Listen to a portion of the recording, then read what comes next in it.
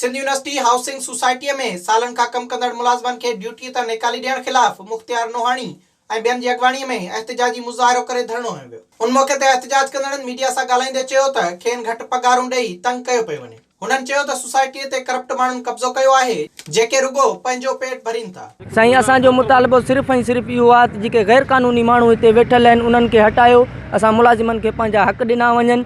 हिकु त असांजूं पगारूं थोरियूं आहिनि, उनजे बावजूदि असां हिते कमु था कयूं।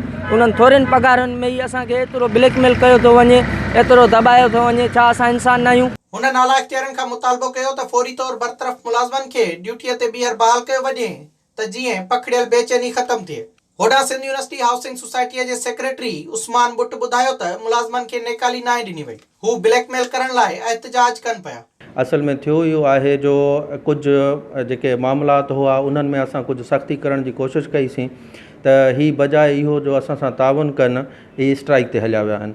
वरी माण्हुनि खे जेको आहे सो इहो पियो था गुमराह कनि त जेको आहे गुमराह कुन जेके ॻाल्हियूं पिया था फैलाइनि त असांखे कढियो वियो आहे। कढियो त कान बि कोन्हे को। विज़िट कयो अवामी आवाज़ मीडिया ग्रुप जी वेबसाइट awamiawaz.pk।